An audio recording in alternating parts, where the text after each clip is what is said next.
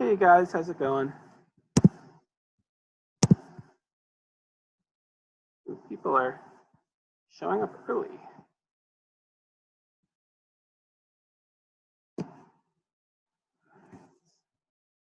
Hey, Julie. Hey, how's it going? How did it go on Tuesday? It went well. Different from the last time?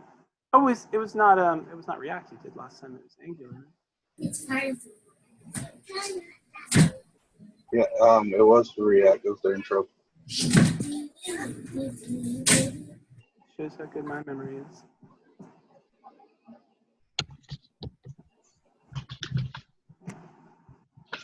All right.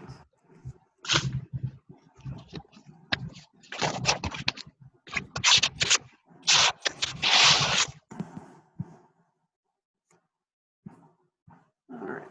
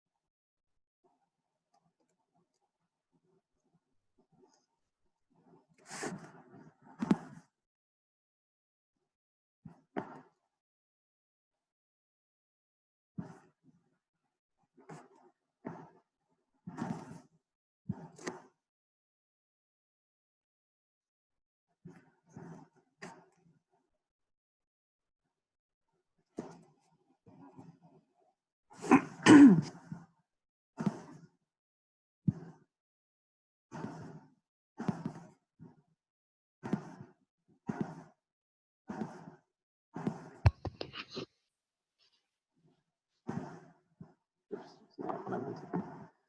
Whatever.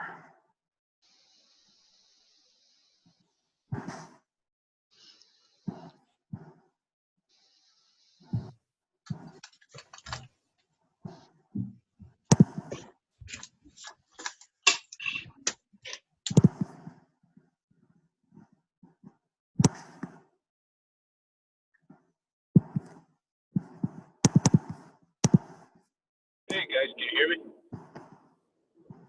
Yeah, loud and clear. I'm gonna mute myself because I'm still driving home, but I didn't want to miss the conversation. So. Oh, great. Okay. We're recording it too, so if there's screen stuff you miss out on, you can catch up on it later. Yeah. Yeah, it's just I don't know how much noise there's gonna be from me driving, so better if I just mute myself. Cool. Okay. I wanted to give people just a couple more minutes because I think a couple more people were gonna stop by. So we can start at like 9:02 or something like that.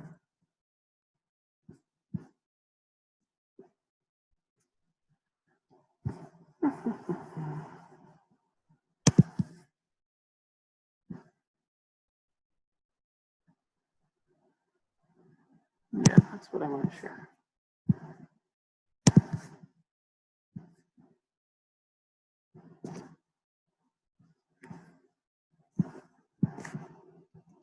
Well, while we're waiting, just everybody in here, I'm gonna go ahead and post in the chat box.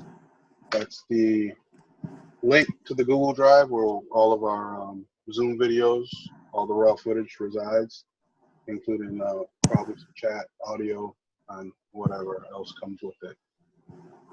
So as soon as this is done, we'll go ahead and upload this video up there, and it has all the previous Zoom sessions included as well. So. Thanks, Roderick. No problem. All right, I guess we can get started. So, welcome everyone. This is usually the time we spend talking about eloquent JavaScript. We have a little book club going on that meets on Thursday nights at 9 p.m. But just because things are so hectic with all the projects and so many people like myself are running a little behind, we're going to spend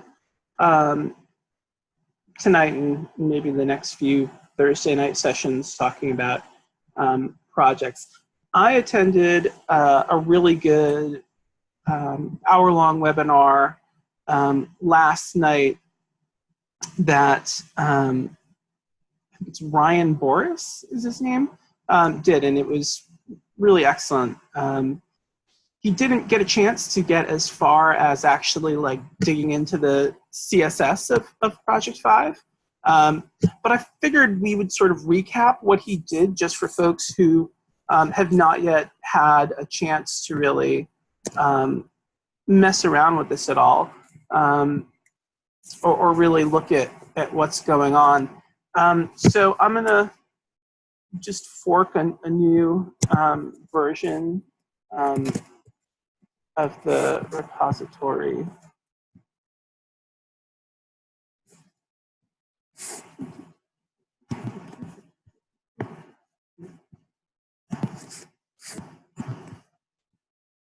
Here it is. Is it going to allow me to do this? I hope it does. Yeah, I think it will. Nope, it does not want to allow me to do that. All right, so let me delete the one that I have on here already.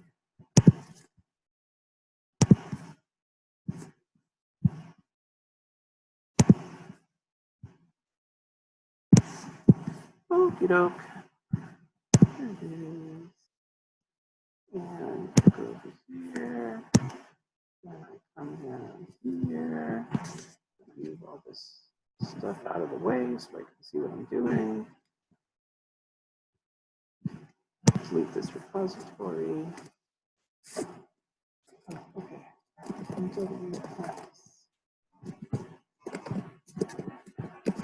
Yes. Stage one.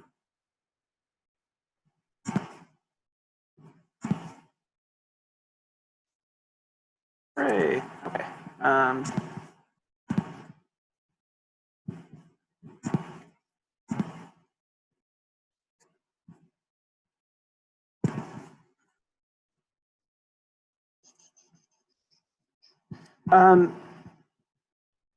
Ryan was noting last night that there are a few people who are still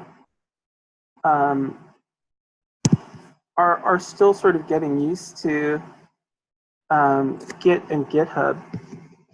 So if you've managed to avoid Git and GitHub up to this point, I guess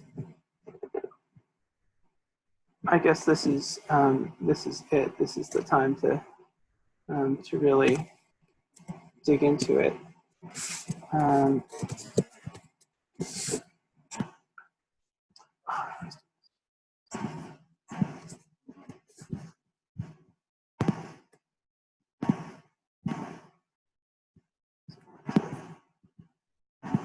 Like me. There we go. And I have to give it a slightly different name.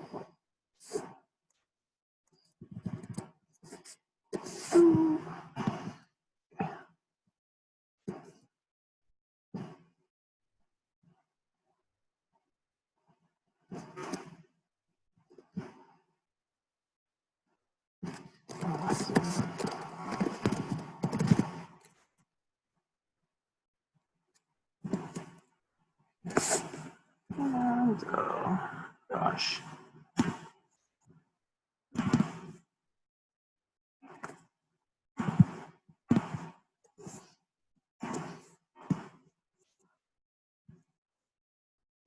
Oh, I guess I can't change it at that stage. Oh shoot. Hold on 1 second.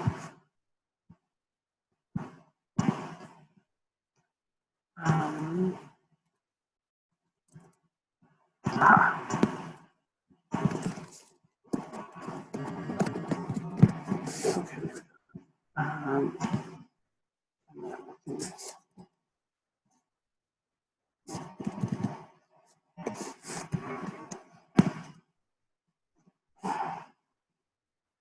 Yay.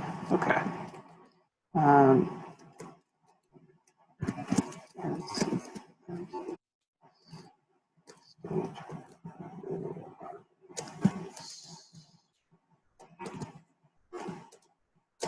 Okay, cool. All right, so that was me forking and cloning away. And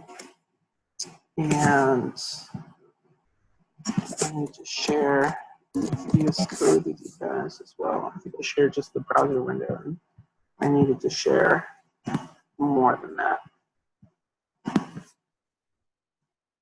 All right.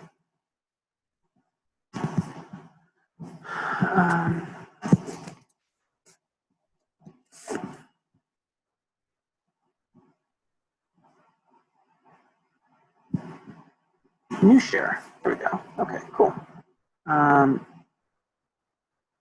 There we go. Okay, great.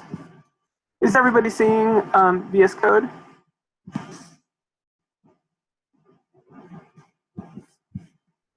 Yes. Excellent, thanks. Okay, cool. So this is a fresh copy of the repo. Great. And the first thing that they tell you to do is to go sign up for an account on Mapbox, which I've already done. And let me see if this is still being.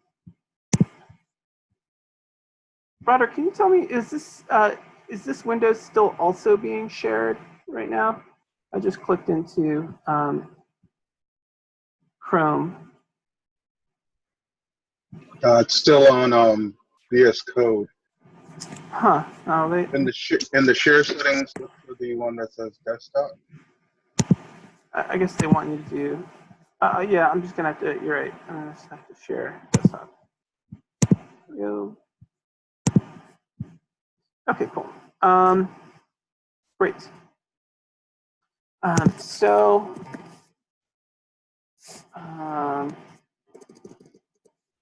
Mapbox, I guess, is like a mapping provider, and you can sign up for a free account, or you can also use Google Maps, which I don't know. I guess might be like more helpful in some ways, but I just sort of did what they kind of suggested. All right, so copy that very, very long access token. And then I think there are a couple places where you have to go find it in the JavaScript. There are 3 main JavaScript files: main.js, which is the main file, and then there's DB helper and restaurant info. And let's see if we can just find API. And then here it is. There's a spot in a couple different places in the file that says your Mapbox API key here. So I'll paste that in there. And then is it also here? Yep. Where?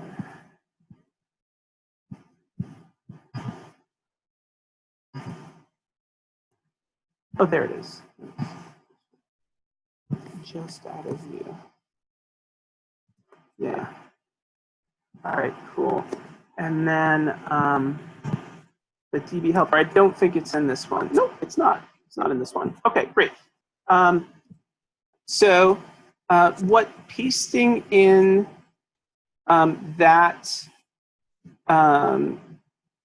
API key will allow you to do, if you I should have loaded it before I even did that, because so what happens is oh right, it's still doing the right behavior. Okay, cool. So what should happen is that when you load this map right here, you should see all sorts of little pointers showing you restaurants and stuff. And then the restaurants load down in this area down here.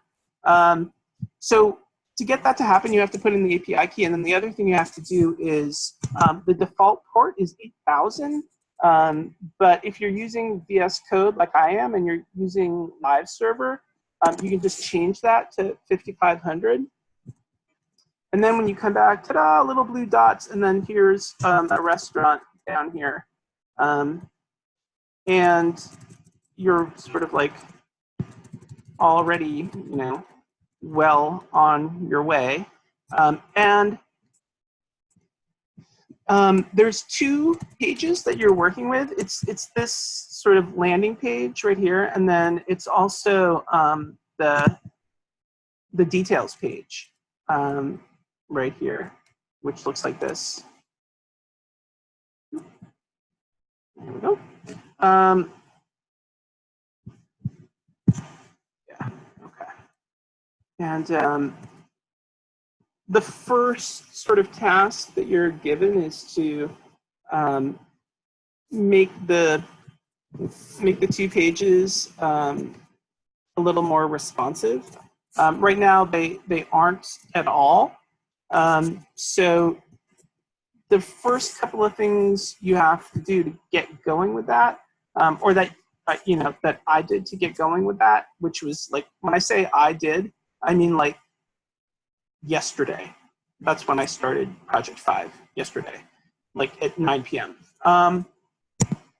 Okay, so this is that landing page, index.html, and restaurant.html, that's that restaurant details page.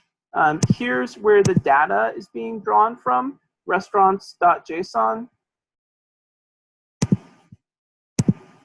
And here's our styles.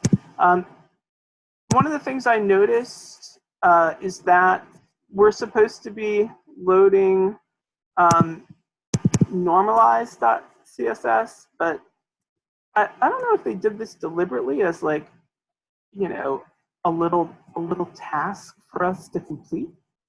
If so, it's kind of silly, but there's the URL is malformed, and so not only was it missing that little bit, but it's also missing, it had source instead of href, which I just realized like half an hour ago. Like, not having normalized apparently had absolutely no effect on anything.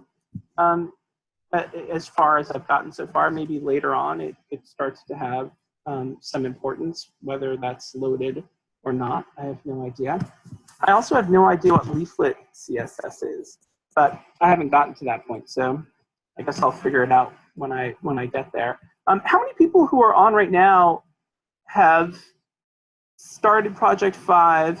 And if you could give me like some sort of indication of where you're at in the project, like 20%, 50%, it would be cool if people could chat that in, so I sort of have some sense of where folks are at.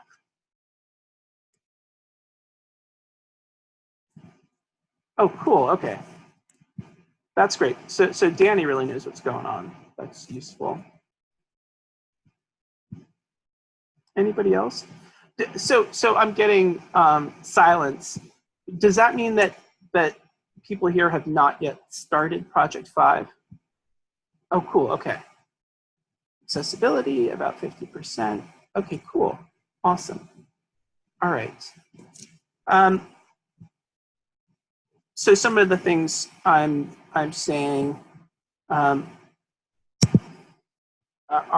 sort of, you know, things that you've already encountered or whatever.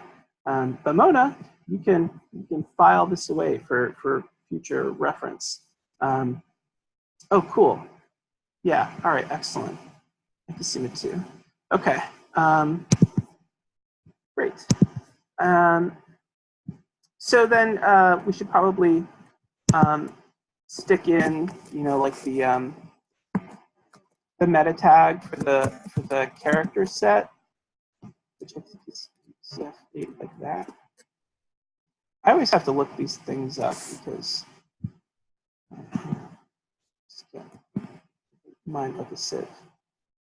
Kind of stuff just goes in one ear and out the other. Something like, yeah. CF8.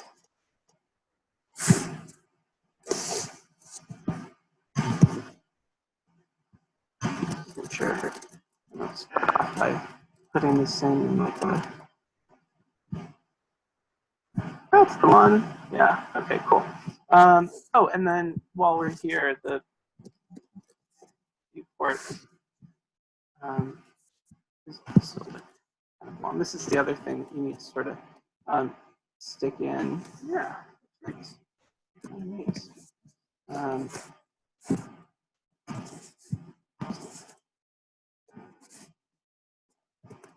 And then one of the things that I forgot to do is I stuck it in the index and forgot for a minute to also put it over here.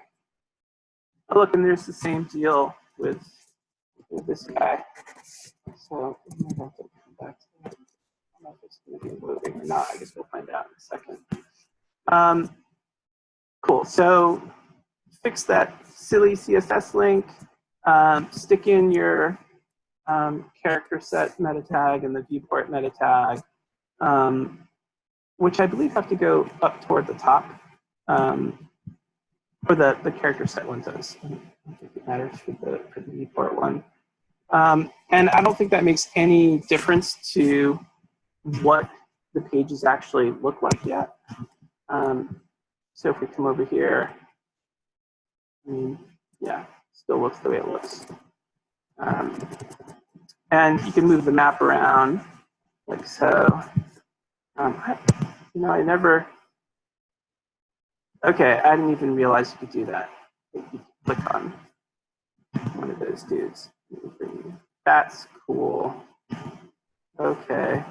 And then you also have these guys down here. And it just sort of filters down to whatever's there. Cool.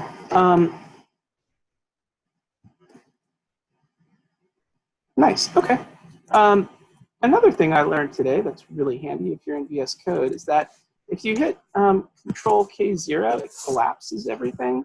And then when you start to unfold, it doesn't unfold everything. It leaves things, partly collapsed, which is super, super handy. So, and another thing I noticed actually, for some reason, the scripts appear before the footer.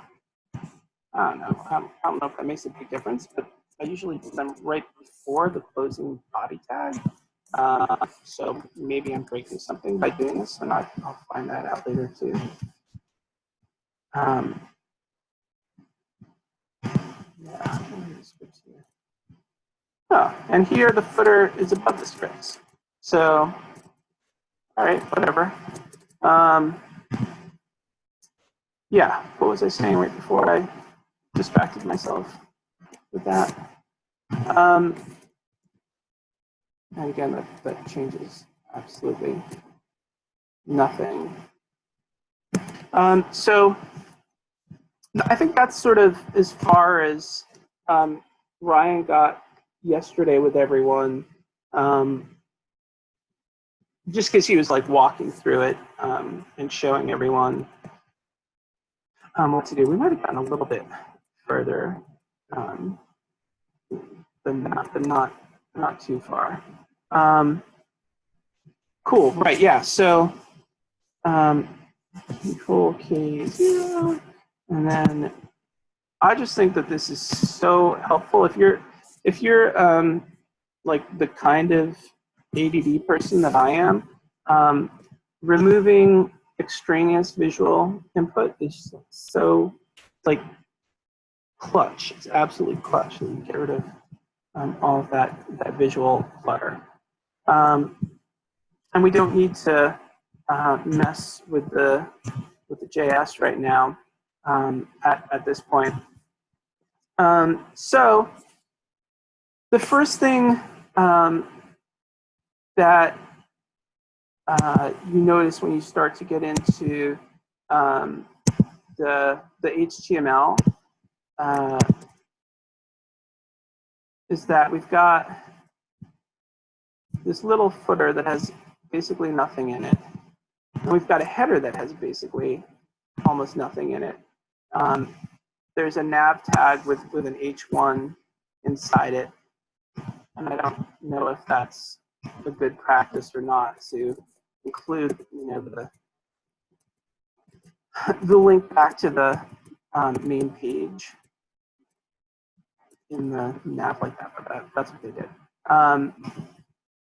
And then within main content, and you can see they've used some semantic tags, which sort of starts you a little bit on the accessibility stuff, because I think that if they had used like a bunch of divs or whatever, you would have had to change that for the accessibility stuff anyway.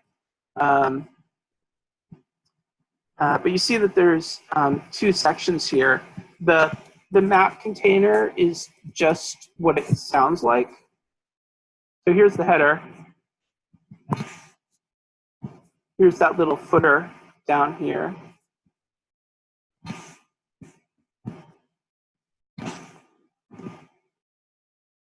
And this is the map container. This is the filter options area, which we'll get to in a second.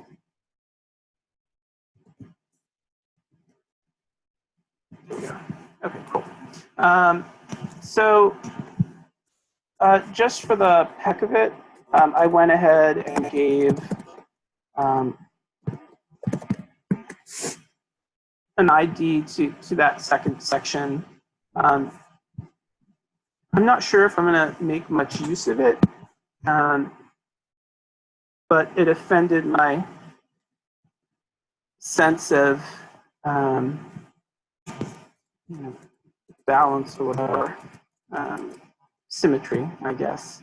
That did not have a name. So in the map container is just the map div, which is getting filled up by the API, and then inside the newly named restaurants section, there's that little filter options area, and then there's a UL for restaurants list.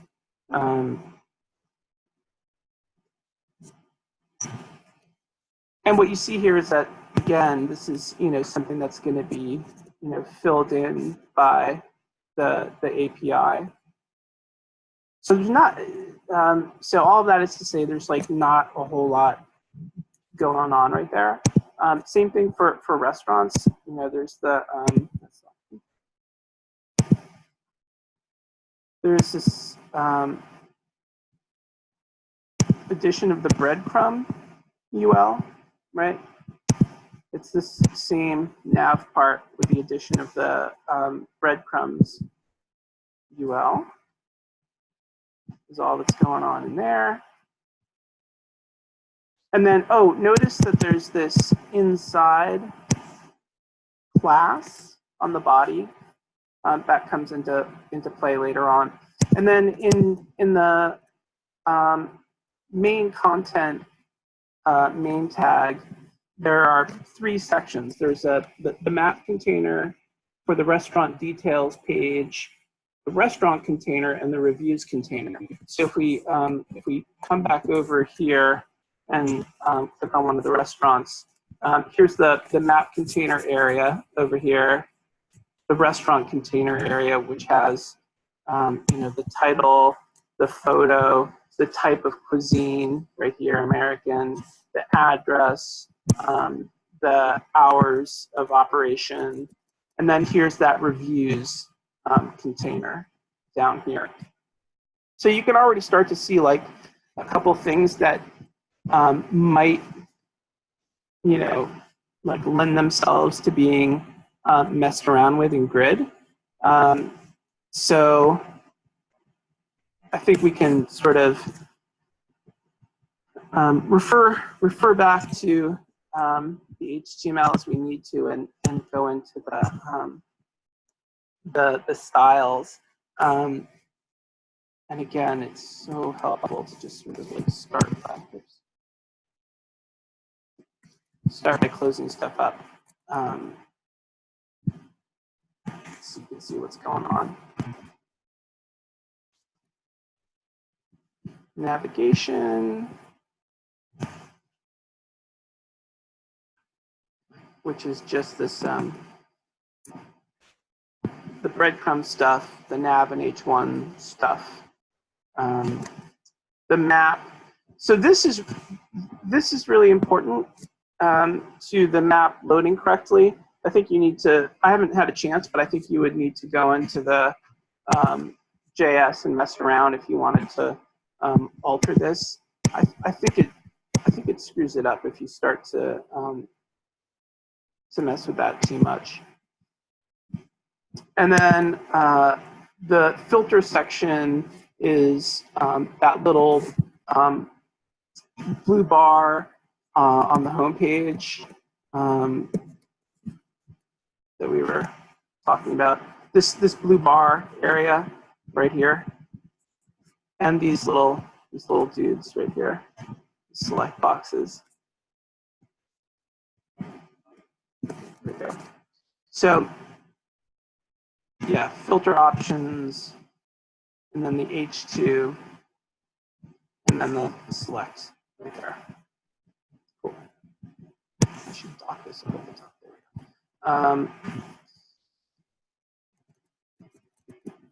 And then details about the restaurant listing as well. So the first thing that I sort of started messing around with was breaking different things to see what would happen. But I think the first thing that we should probably start with is just the grid stuff, starting on the home page, right? So we have like this list of restaurants that's loading up. So that's like kind of perfect for CSS Grid. And has everybody here, so everybody used something in their personal portfolio site, but we were allowed to use Bootstrap and other Foundation or whatever. So there are probably people at this stage who may not have done much with CSS Grid. Has everybody who's on here messed around with CSS Grid at least a little bit, or there are people who are like completely new to it?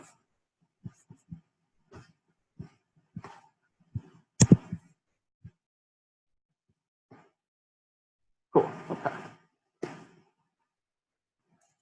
Awesome, okay, cool. Nice. All right, so back over here for a minute. So getting started with the grid stuff on the home page, we can sort of separate out all this stuff later on, but all right, yeah, I'll just put it up at the top. How about that? So, like some sort of like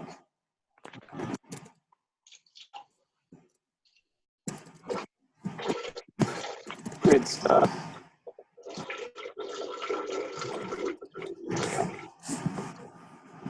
And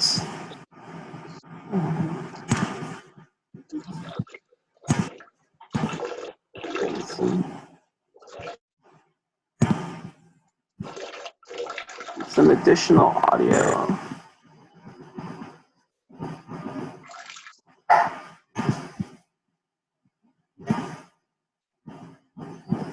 Cool. Right, so good stuff. Okay.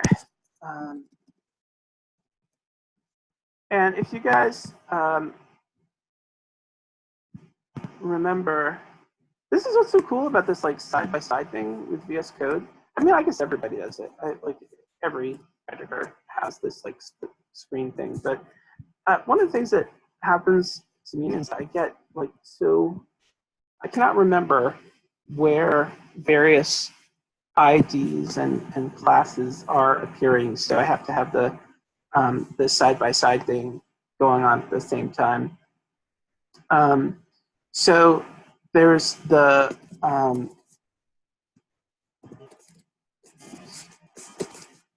that restaurants list URL, and I know you're not supposed to be overly specific, but I'm just helping myself out. Restaurants list.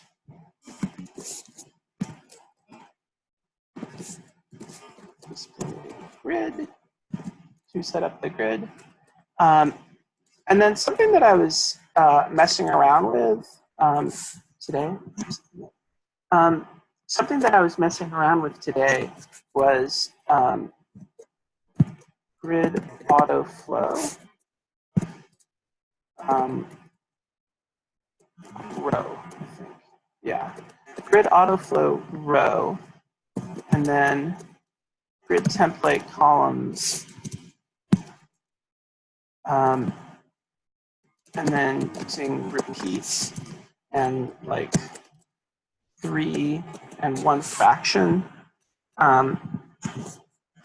So this is totally new to me. I knew that you could do like cool stuff with differently sized images, laying them out sort of, you know, in different ways with alignment and justification of items and content and all that kind of stuff. This is my first foray into using the autoflow property.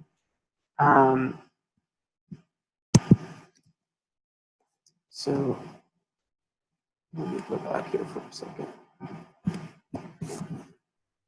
So just doing that, we're already here, right? It's like, to me, that is just insane. That, you know, like we did that little thing, and now we have this like nice orderly list of restaurants, and you know, we can, you know, mess around with, you know, 2 columns and 5 columns or whatever. And some interesting things happen when we start to do that. So you notice, you know, like when I did 2 columns, the width is constrained, and when I did 5 columns, we start to go over like this, right? So there are a couple of things that that can help with that. One of them is justify content, or no, wait, justify items. And then space around.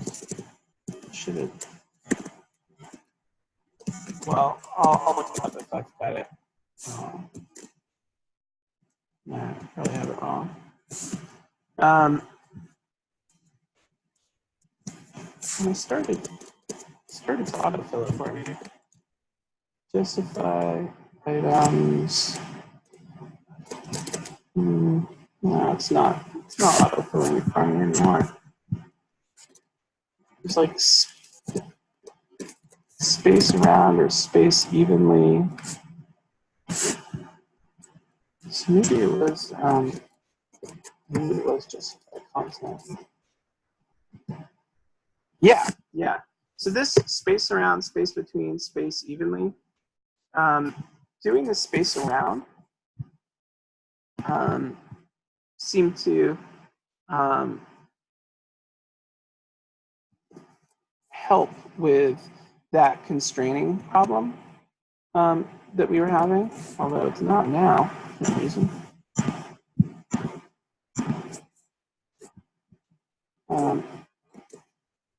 Let's reload that guy.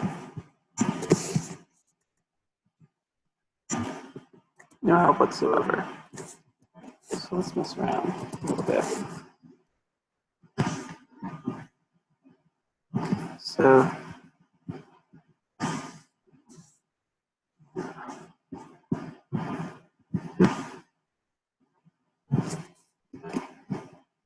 maybe we had to mess with the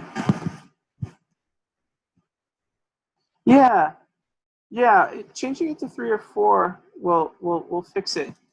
But I know that there's a way of preventing this from occurring. I was messing around with it earlier and getting it to work, but maybe we'll come back to that. I kind of like 3.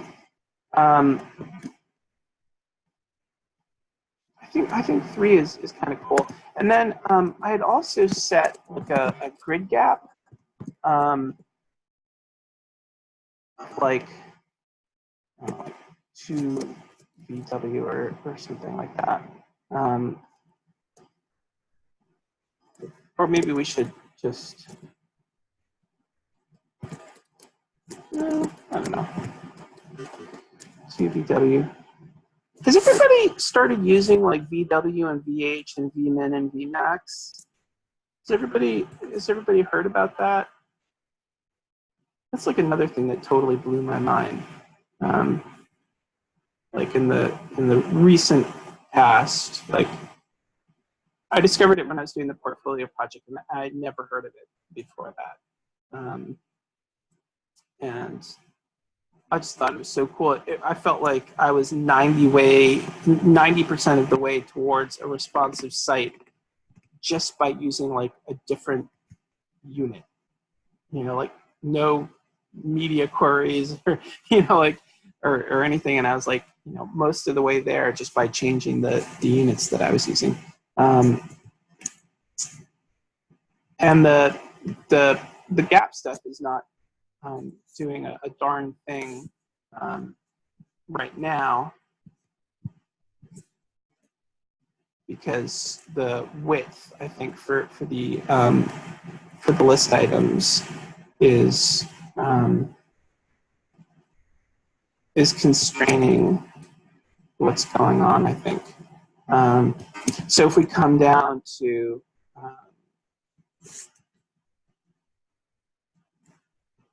the list item stuff, where is the list item stuff? Restaurant list LI, restaurants list LI. So there's a whole bunch of stuff in pixels, of course, that they expect you to change over to, you know, like some kind of more responsive unit, like M's or REMs or something like that, or viewport units or something. The V in VHVW is viewport. So those are viewport units. So there's a min height here. We could try like commenting out some of the like min height, min width type stuff, and maybe even some of like the margin stuff for a minute, and seeing what happens now. All right, there we go. So now we have sort of, you know, like slightly chubbier boxes for the restaurants. I kind of like that. I think that looks pretty cool.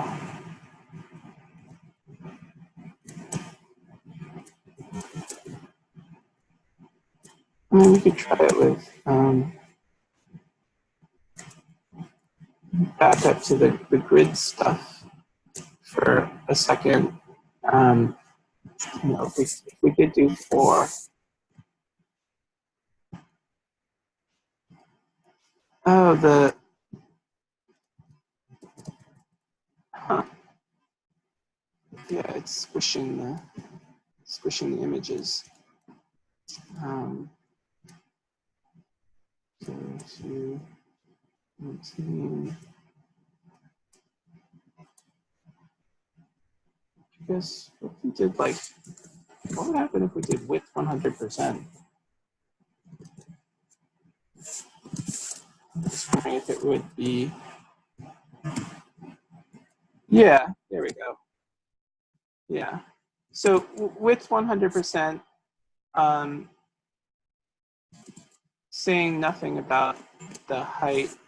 The grid does the work for us, and oh, but look, we got that issue again where we're sort of flowing off the side a little bit. Oh, it's so annoying that I can't remember what it was I did that prevented that from happening. But let's just for now, let's go back to our three column layout for that. How many? So, oh, and it's still doing it. Huh.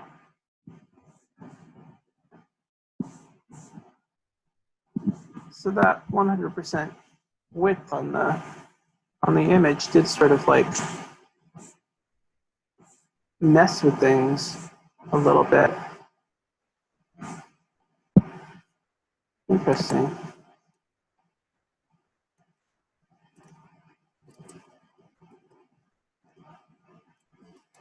Huh.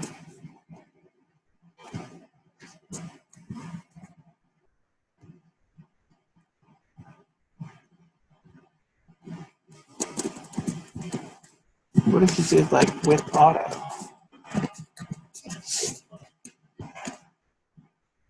Yay! Hooray for auto, right?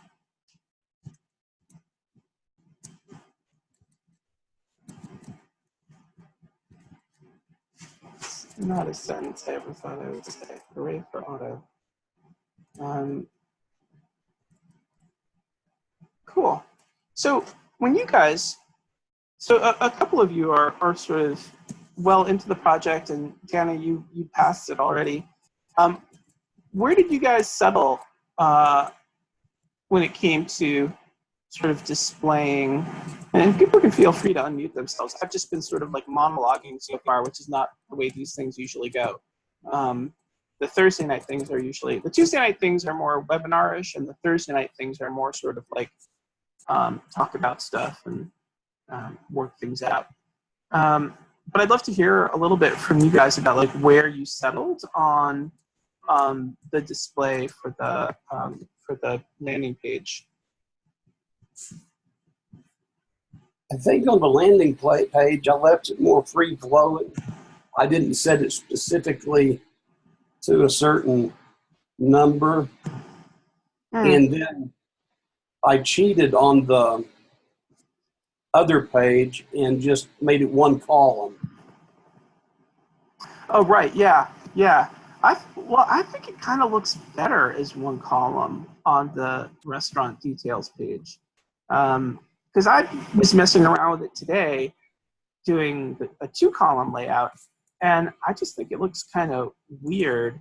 But I haven't figured Well, it was just much easier for accessibility. Okay. Which I haven't even gotten to yet. I haven't gotten to that part yet. So, okay, that's good to know. How about the rest of you guys who have, you know, probably not everybody started with the CSS. Some people are not big fans of CSS and would prefer to start somewhere else. But yeah, on the landing page, yeah, I pretty much went kind of a free flow, and I use Flexbox in that one. So Flexbox. yeah. just to let it do its own thing in there.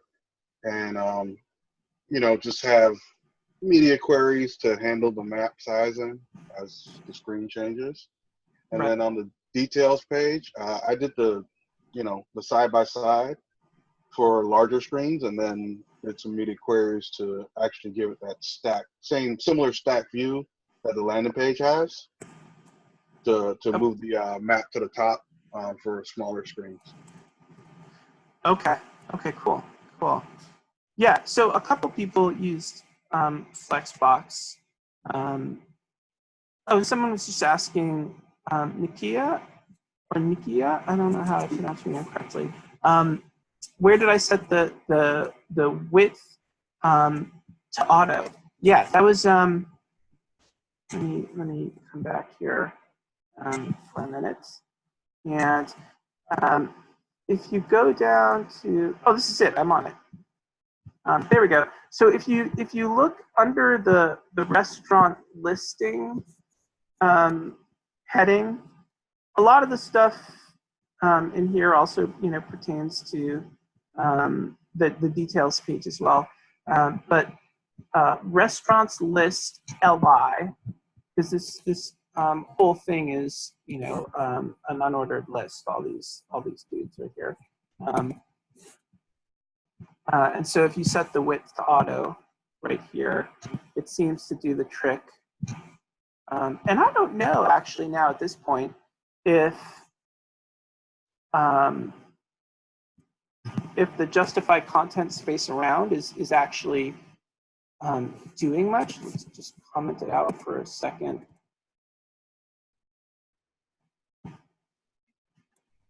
All right, so at least in the 3-column layout, it doesn't look like it's doing. I don't think it should be doing anything. Justify content is a Flexbox control. Well, no, it's a CSS Grid control too, though. I mean, if your container is bigger than your items, it's supposed to help you space the items, like horizontally in the container, both in Flexbox and in CSS Grid. And there's, I'm still sort of getting straight, which one is justify content and which one is justify items, and what the difference is, like between justifying content and justifying items. Justify content is, I think, refers to the entire container area and where things appear in the entire container area. And then justify items is like within a box, are you having stuff justified left, right, center, whatever the case is. So I guess that that's not doing anything. Let me see this.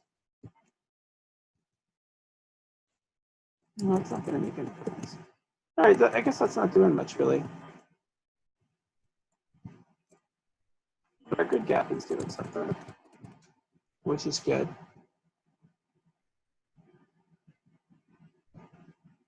Cool. All right.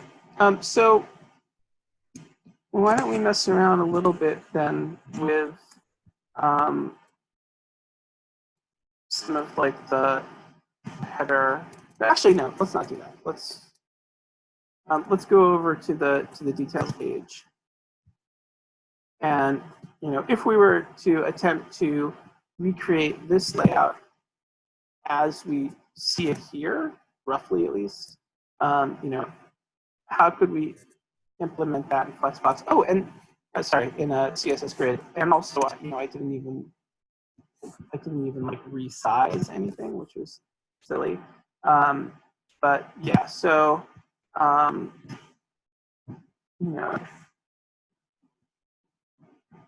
we see our oh, that's interesting. Yeah. Things get a little wacky with auto. Huh? With the width set to auto for the image, I wonder if that's part of what's making that kind of wacky.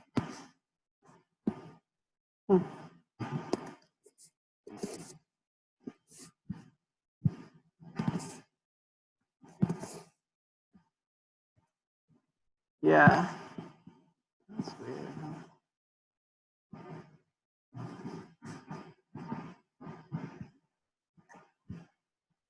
So there must be some, it's acting like there's a minimum height, right? And it's like stretching stuff out.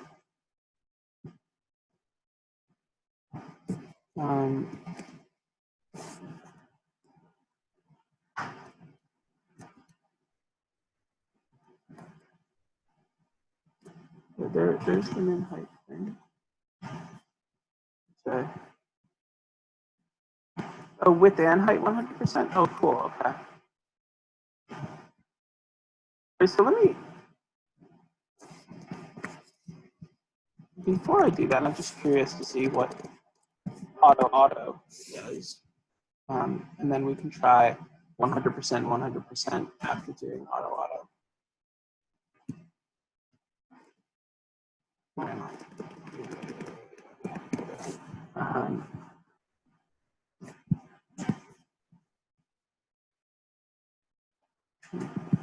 All right, so auto is okay at full size. And not so cool at, as soon as the,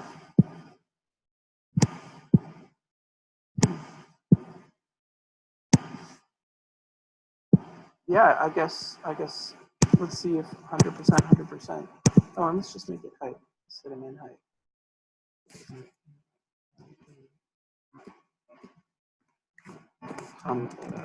Just do height 100%.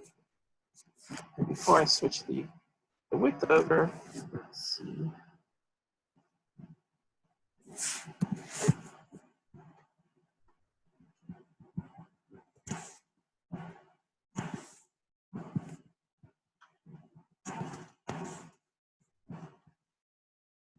Oh, what do I do now? Huh. It's like, it does not give a darn about that grid gap that I had, or maybe the VW unit is just so tiny.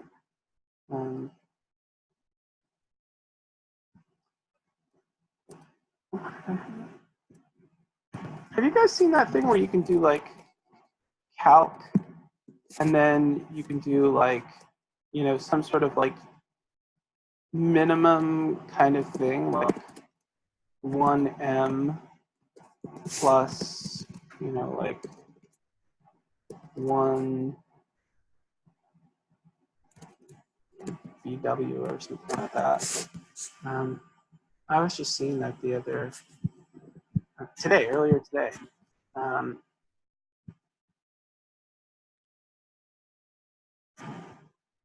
So it's sort of like you're setting like a minimum for the gap,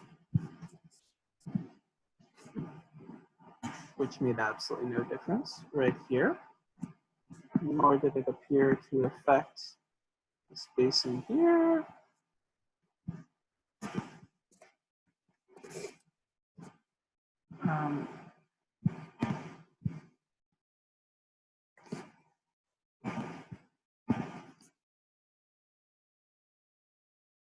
Good gap.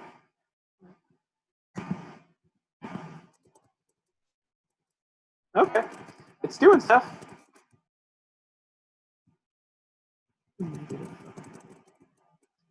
All right. So yeah, let's go back to what you guys were telling me a second ago, which was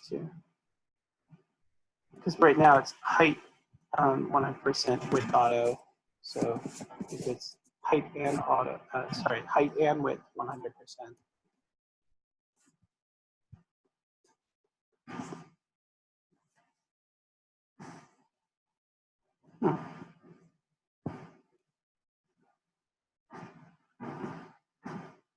I don't always trust this when I have the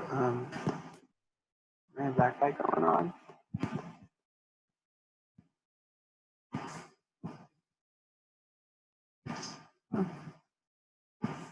It's still getting squishified.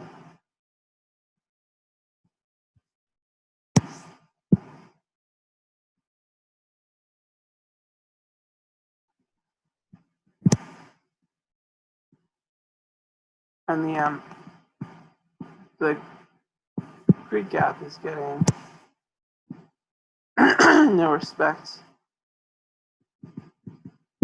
Danny, what were you saying? 50%?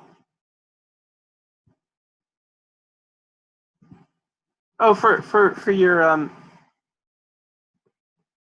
on the calc. Oh yeah, yeah.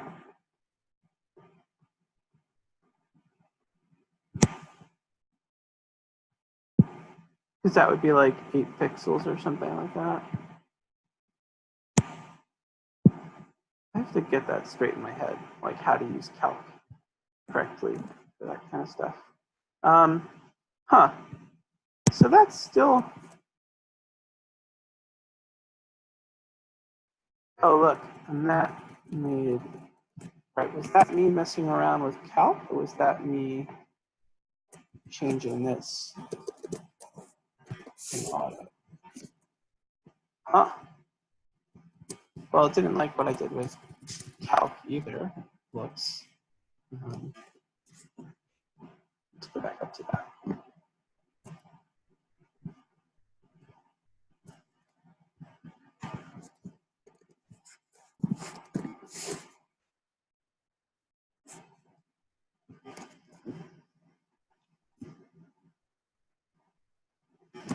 That's strange, right?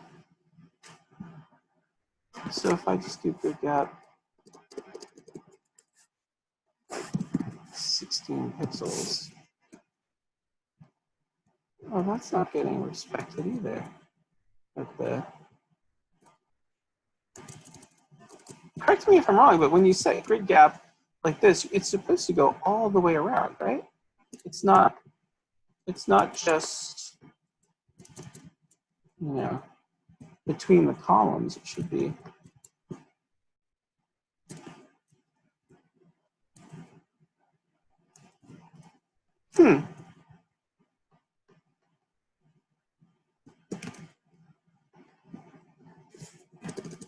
All right, so this was back. This was at 2VW before.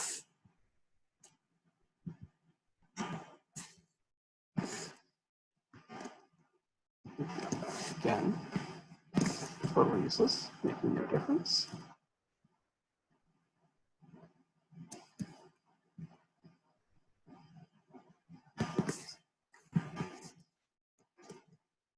Huh.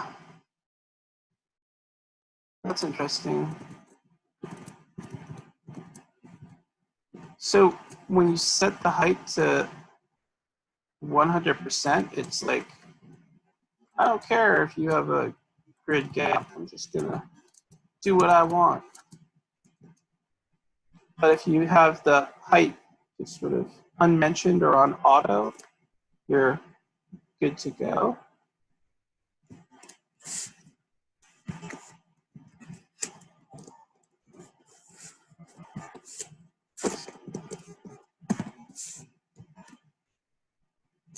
Yep, that's apparently okay as well.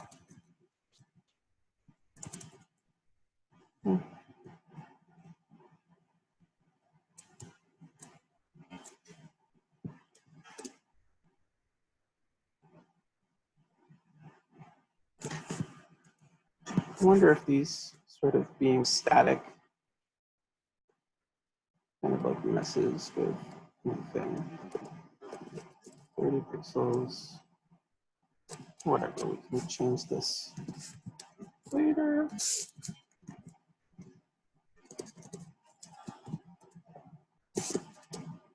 Oh, here we go. Oops.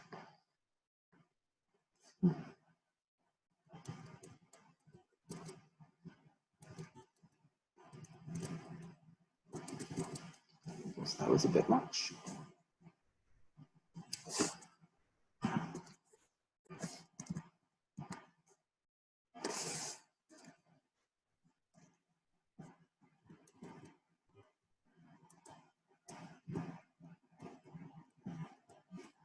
It still looks like a bit much.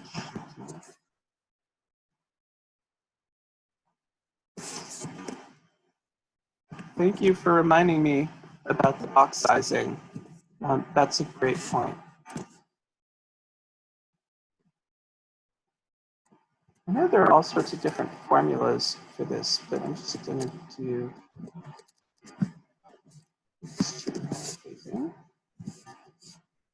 and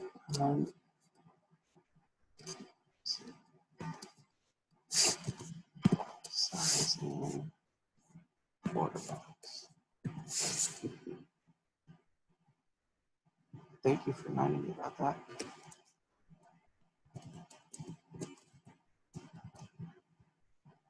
Let's see if it alters anything.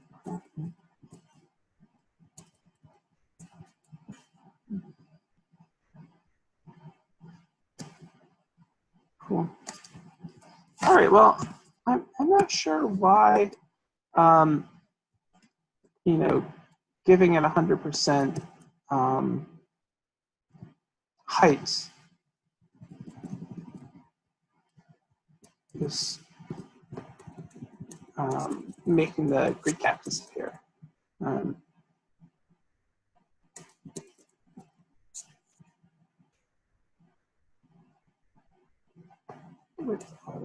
Oh, right, and when I had width 100%, that was messing with it in a different way too, right?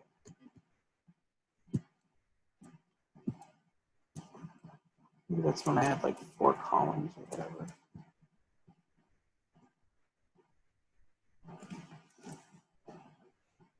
All right, I'm still doing that for this.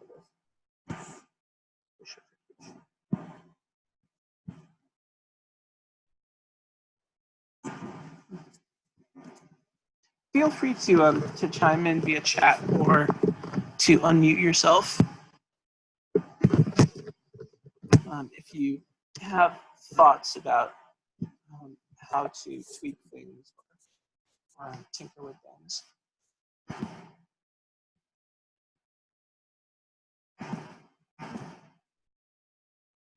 Response list.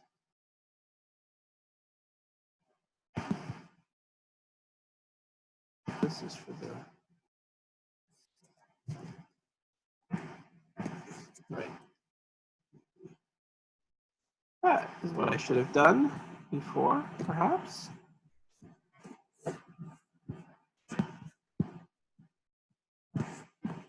Oh boy, do I feel silly. Oops. Just forgot that there was another min height thing going on. Well, live and learn.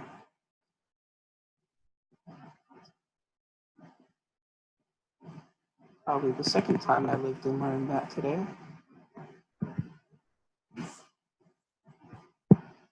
Okay, so under the restaurant image, there was a min height setting that was messing with stuff. That was causing that elongated look that was going on.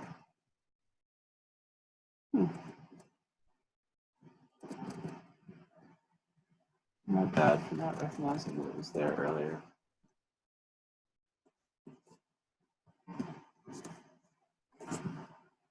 All right, so let's go over to the, we have, oh wow, it's 10 o'clock, man, time flies, absolutely flies. I don't have anywhere I have to be right this moment, so we could go over to the details page. and mess around with that a little bit too. Just sort of trying to duplicate what's going on here. Oh wow, the box sizing actually did correct something here. I'm pretty sure that that was not aligned correctly down there. Was that the box sizing? Let's find out.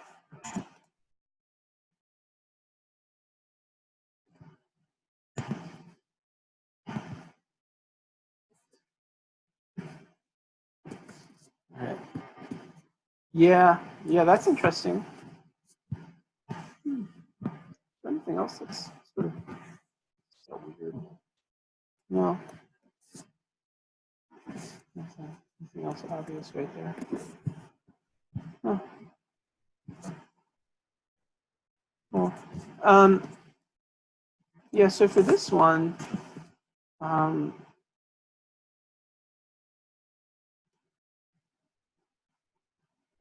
it's all down here.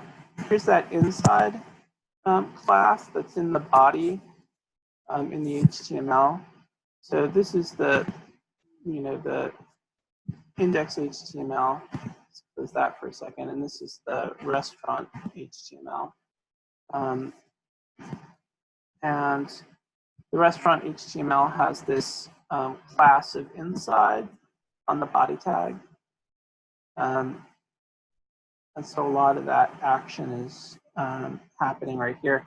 And then you can see the, the map container, map footer. Here's restaurant container. Oh, here we go. Restaurant container and reviews container are like way down here.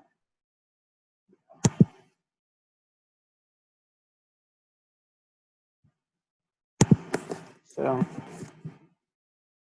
we start messing around a little bit with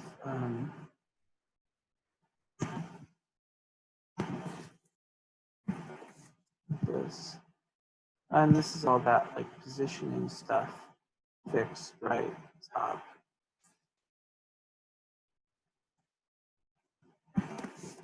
And the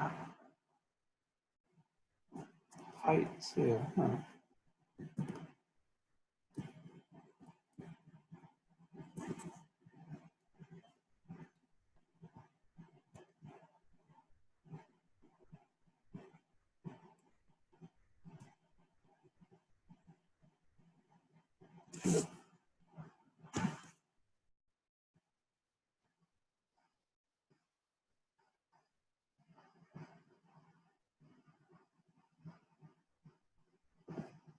Oh, Cat has to go. All right. Have a good night. Good luck putting your son to bed.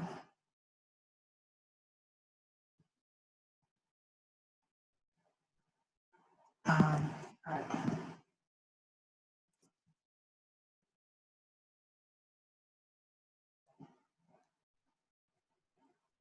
Wait, I lost my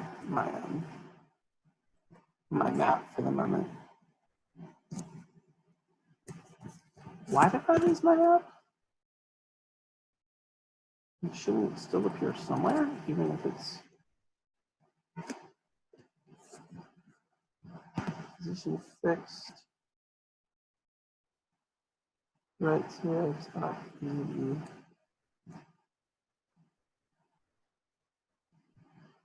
Oh, you know what? I don't know how you duplicate that part in. Well, I guess that's fine. Yeah, just. All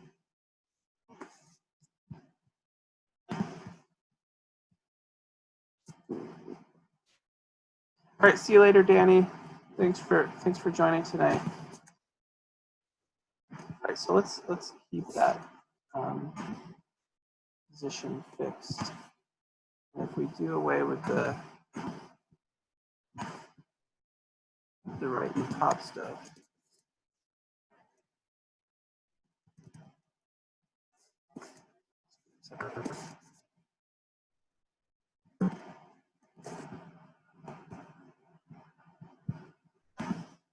Yeah, Mark, we did start recording at 9, so this has all been recorded. All right, so yeah.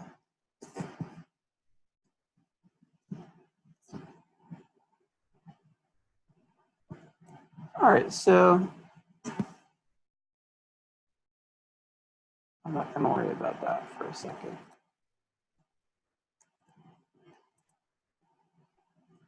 And I'll do some grid stuff.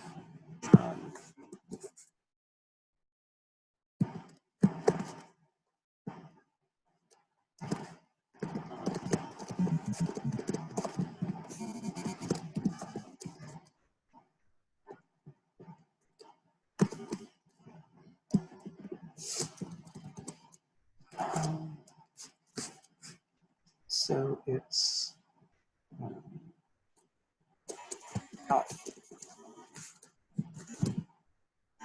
inside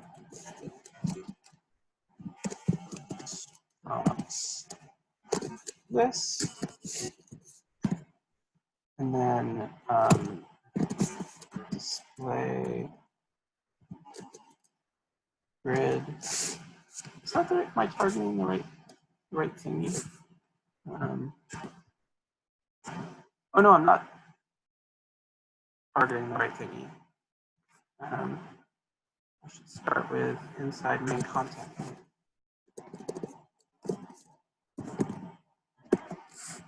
Main content display grid. And then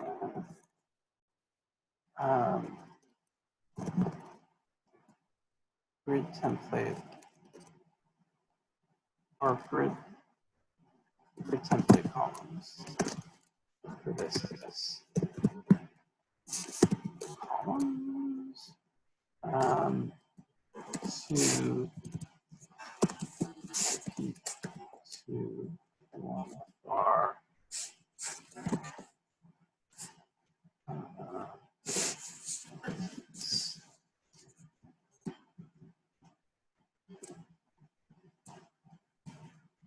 Huh.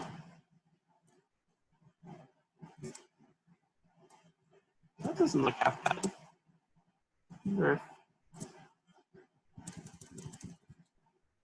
It might be kind of cool if all of the, like if the, you know, if like the name and the photo and the type of cuisine and all this info sort of like fit in this area here.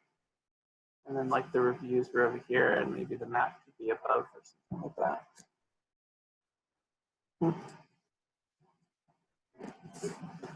Anywho, let's tell things where to be.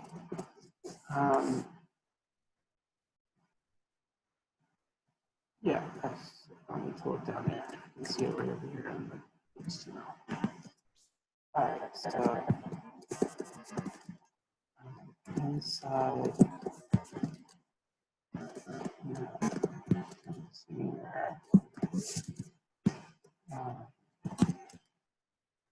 grid column.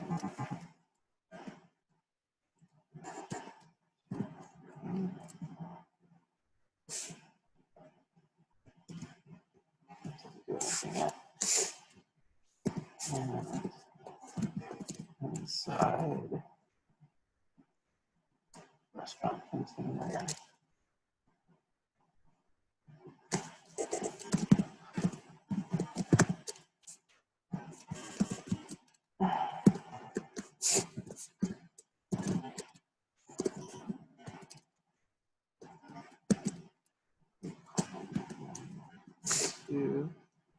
Oh, and I guess I do actually need for the moment anyway.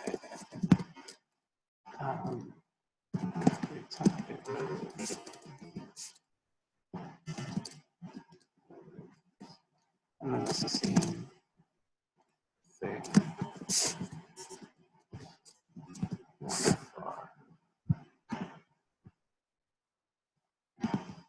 Cool, thanks, Roderick. I'll talk to you soon. Like so.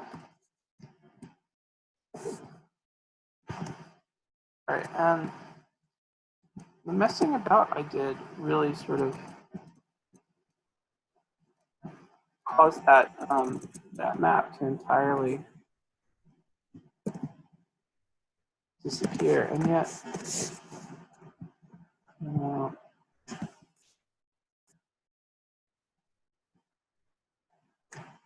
right, there's our R2 grid columns,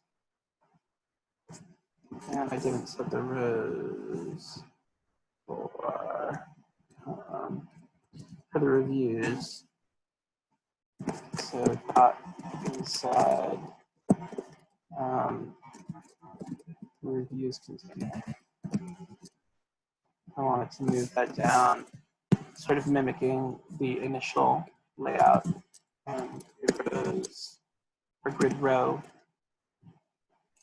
That's another mistake that I keep making, like improperly, making something singular or plural. Which one is row and which one is rows, et cetera, et cetera. Okay, so for that, 2, 3, like that.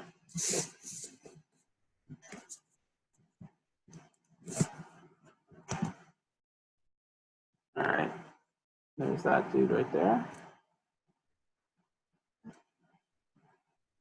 And there's a way to shrink this up to like min content. I can't remember. And we still don't have our map.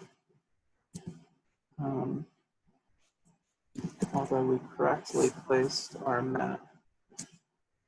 Maybe I should get specific about the grid rows for the other guys. Grid row 1, 2, and grid row 1, 2.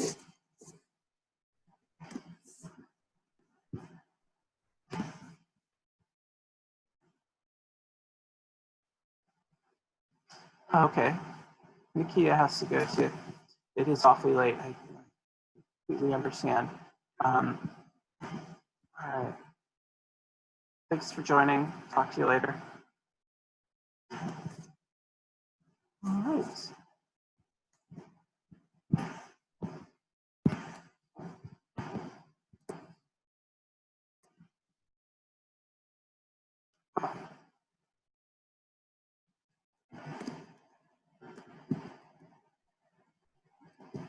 So getting really specific about which row and column things are in.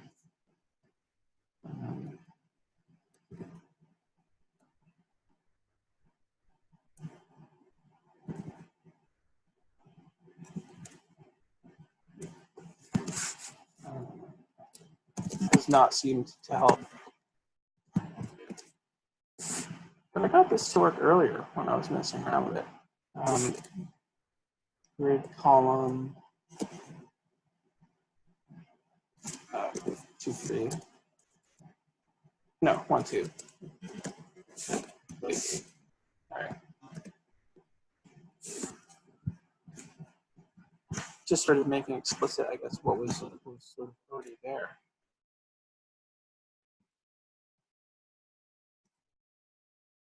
And there is a way to set like the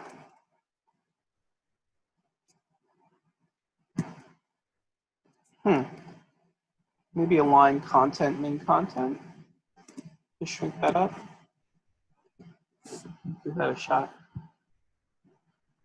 Align content, min content.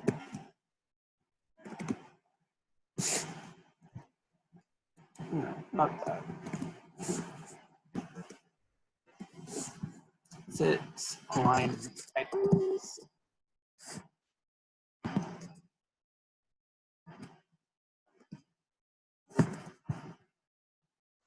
That did nothing either.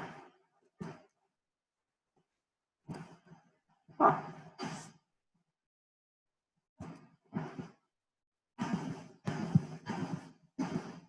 Why are my styles not showing?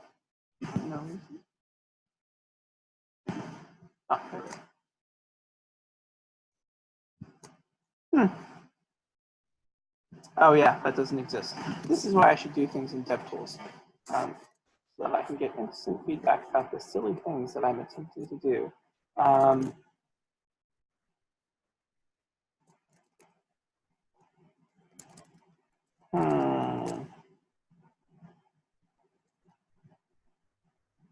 Does anybody have any thoughts? I'm trying to remember where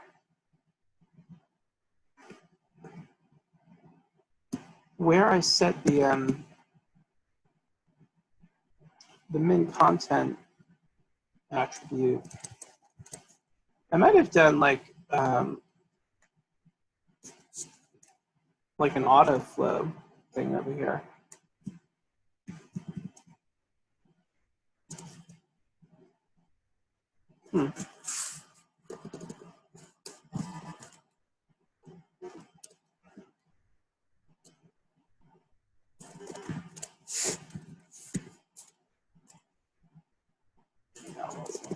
It's grid auto row. Min content. So that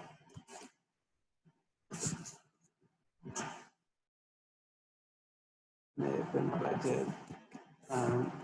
Then I might need to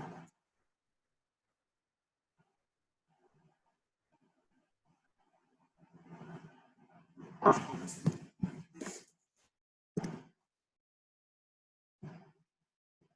right, well so that grid auto rows min content took care of that issue where this side was extending way down the page, and now it's sort of shrunk up to fit its content, and reviews is right underneath where we want it. And still the map is nowhere to be seen, so let's see if there's anything we can do to resolve that issue. I had left fixed on, so let me get rid of that for a second. Hey, there we go. Apparently getting rid of fixed was what I needed to do.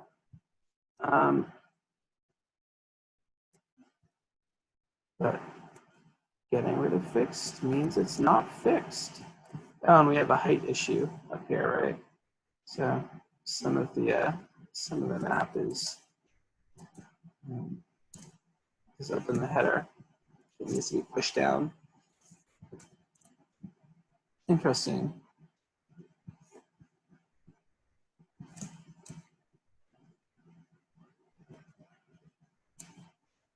Yeah. So what if we did try to put the map up above and then have the restaurant and the sort of like the restaurant details in one column and then the reviews sort of over in the other column? That could look kind of cool.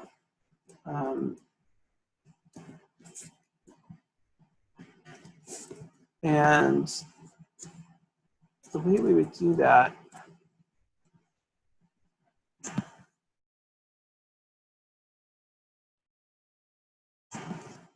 cool, Mona. All right, I'll talk to you later. Good luck with the timer. All right, so the way we would do that would be, where's that? Wait, let me look here. Move the map. There we go.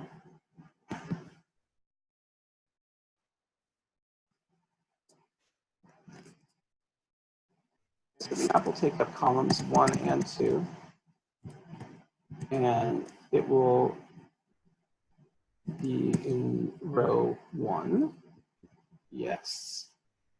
And the restaurant container will move down to row 2, remaining in column 1, while the reviews remains in row 2, but switches over to column 2.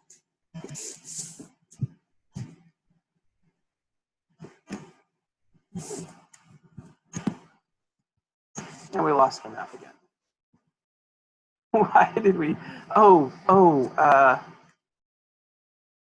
Right, it's like very sensitive to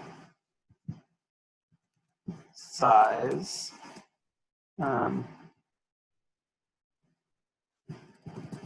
Right. So width 100%. So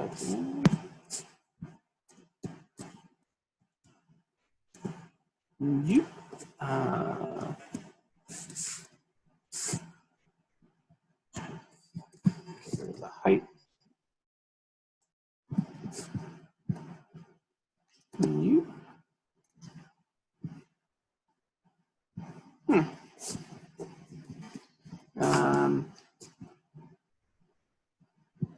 With 100%, height auto, no rock again.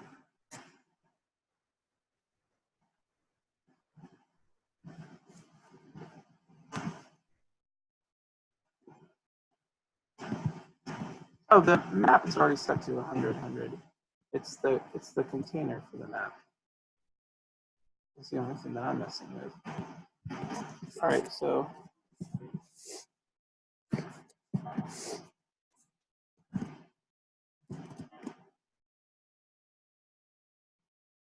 what am I screwing up then?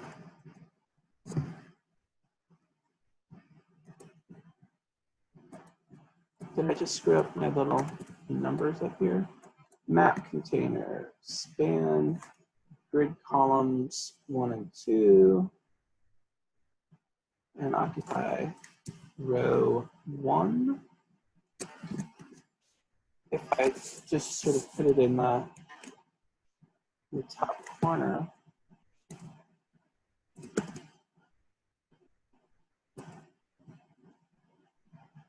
let's get rid of the grid auto roseman content. Bring this guy back.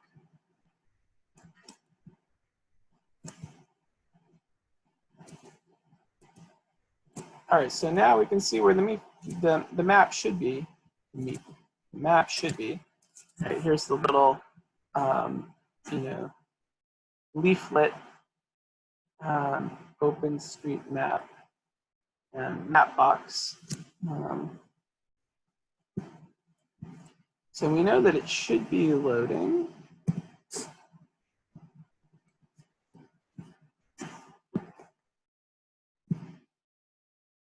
Ah, okay. Well, I did something. That's strange. All right, so it's cool with that, but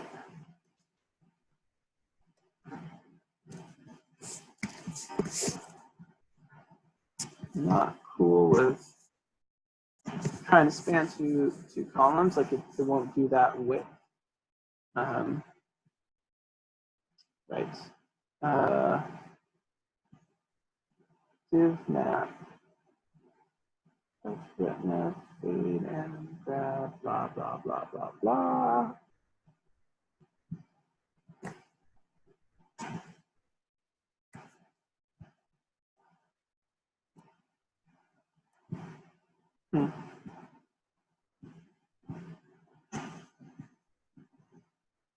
I haven't tried messing around with this before.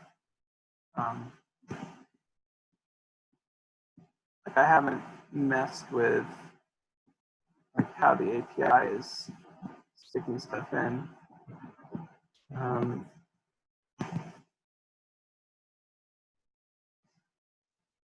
Yeah, but I kind of want to see if I can like alter the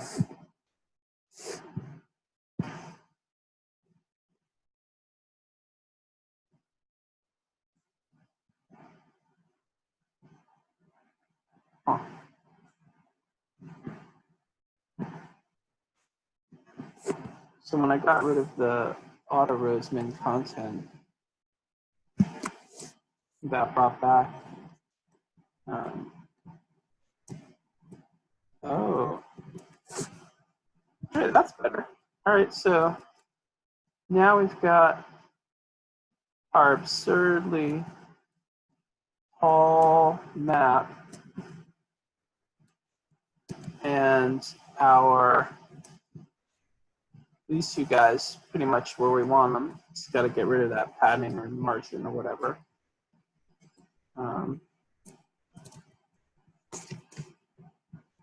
Where is that coming from?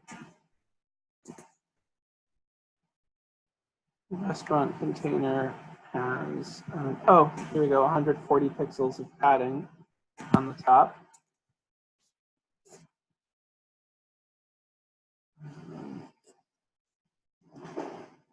How much should it have?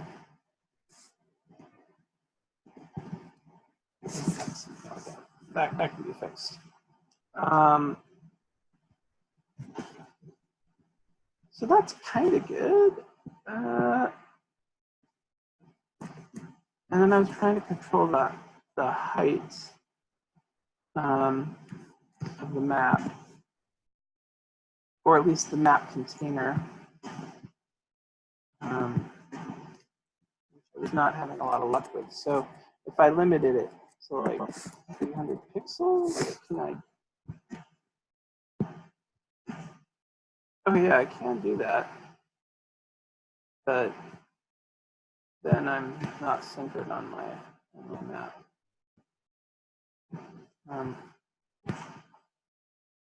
What about 400 pixels?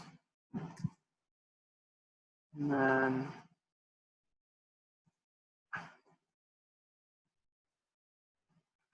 which would be like 100 VW. That's getting somewhere. It's getting somewhere. All right, so if I could hold on to that.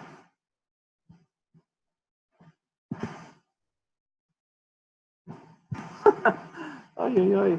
All right.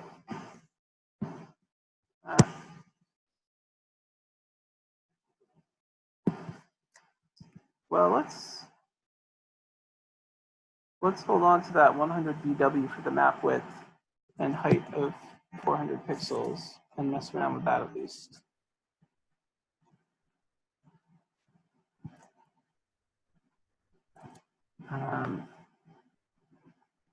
Yeah, map container. So height.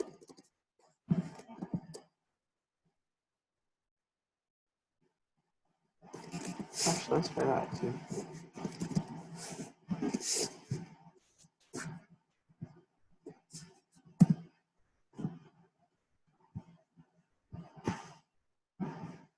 All right, and then the issue is it's like absurd. Okay, so let's close that for a second.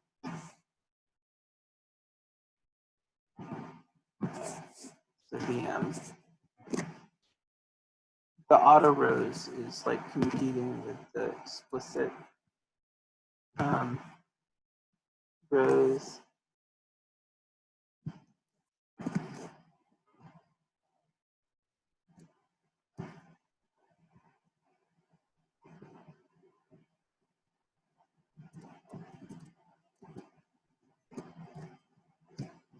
Grid auto rows make sense.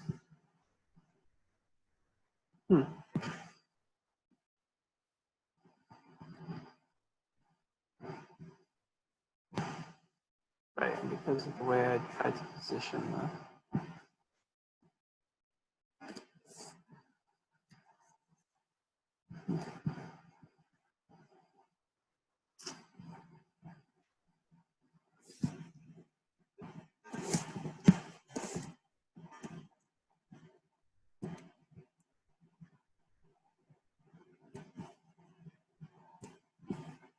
oh, that does not seem like that.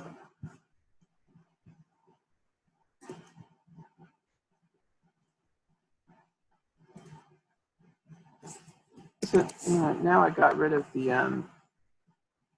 auto rows, put the template rows back, but the columns are not being respected.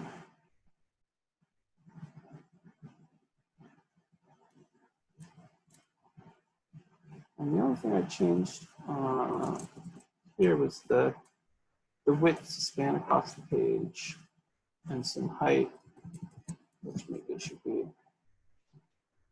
something smaller. I think it's like crazy. That's weird.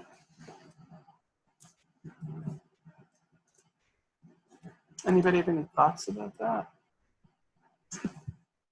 Grid auto is in content.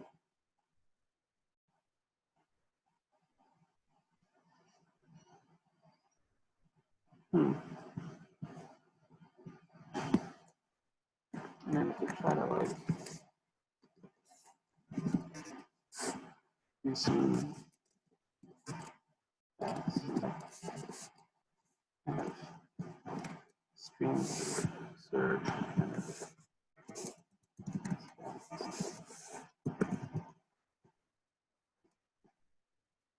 All right, well. Huh. Interesting.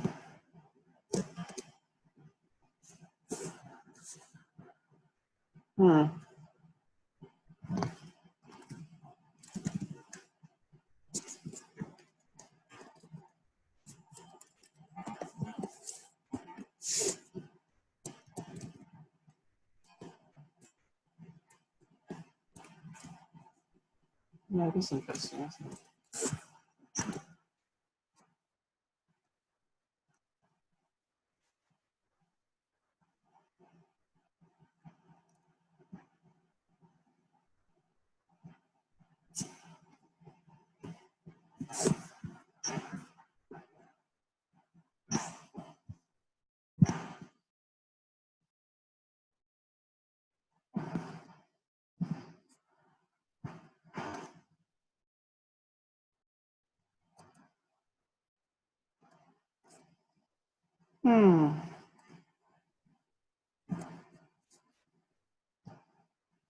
Maybe this is like one of those places where you use min-max,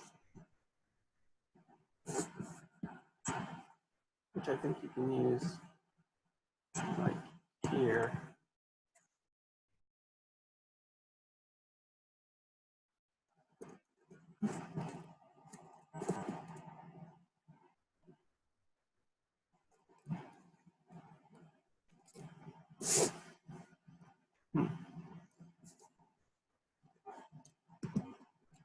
You're not allowed to use min-max there. How do you use it correctly?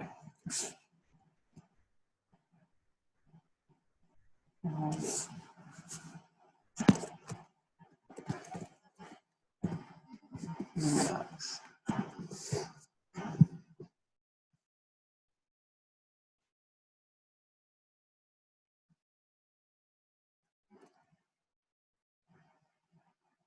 Oh, I see, okay.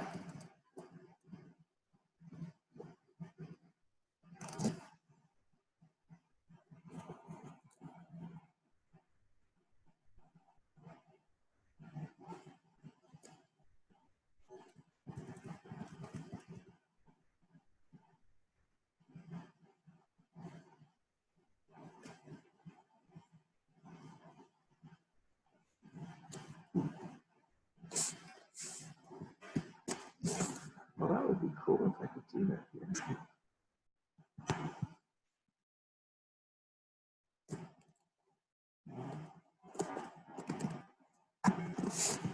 Min-max. New content. And then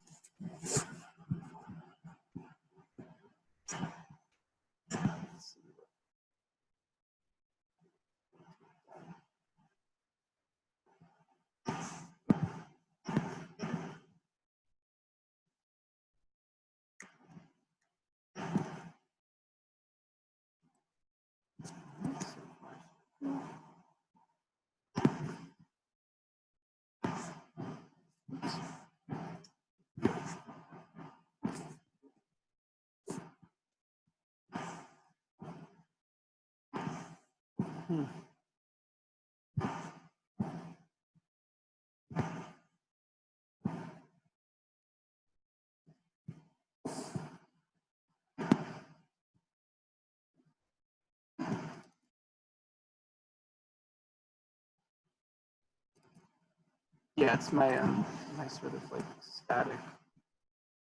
Yeah, that's where I screwed up. That height is so screwed up. Okay. So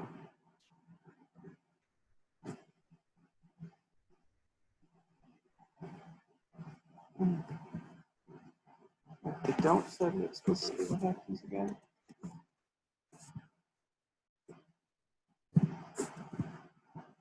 Ah, it works really well. How about that?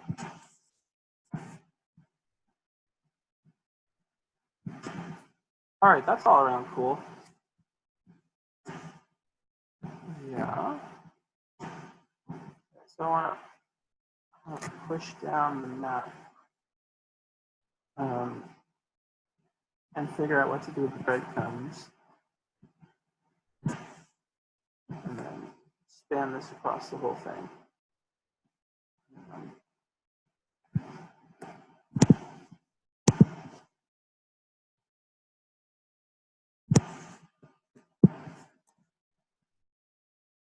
That's just right here.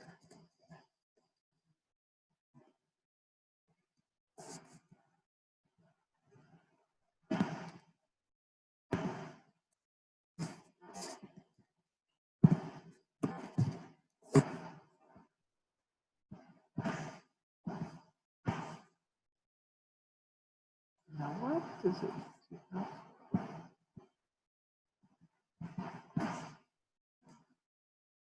Huh, it doesn't like 100%. Don't say anything. Oh, I'm positioning it absolutely at the bottom of the page.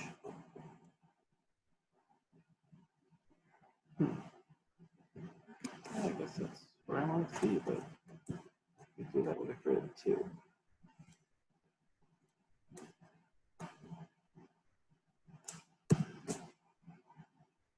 Which is beautiful.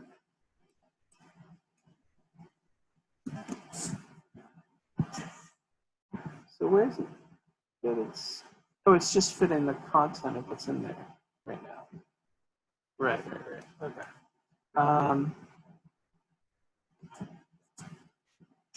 Yeah, so with W, go.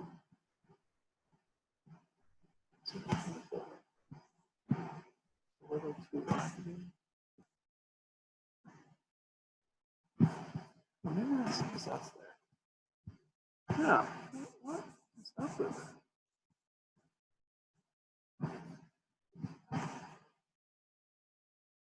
Well, maybe that will be alleviated if I put the whole thing into a grid. But for now, I'm fine with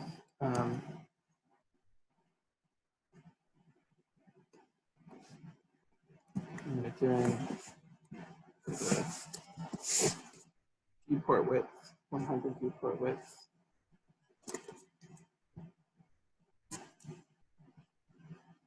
And when I get rid of that,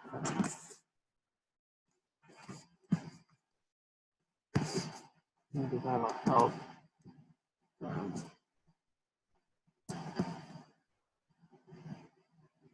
Nope. Not at all.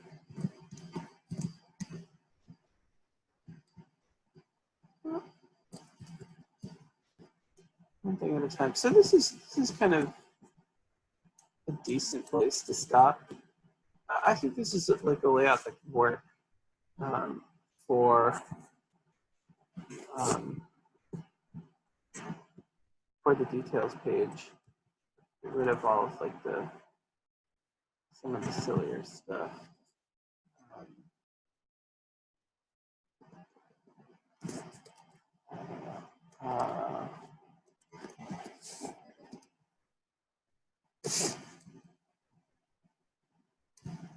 Well, it looks surprisingly good too. And then mess around with text size and stuff. And the gap between them is kind of huge right now.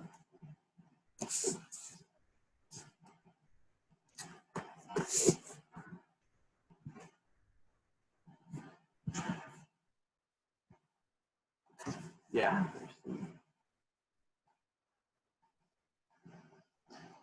Margin, padding stuff to deal with.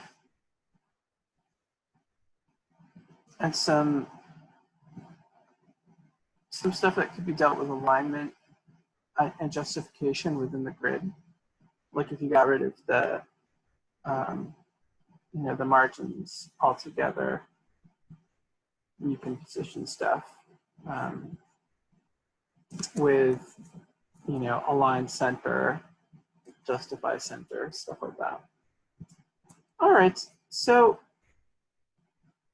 given that we've now gone an hour and 48 minutes, I think this is probably a decent place to call it quits.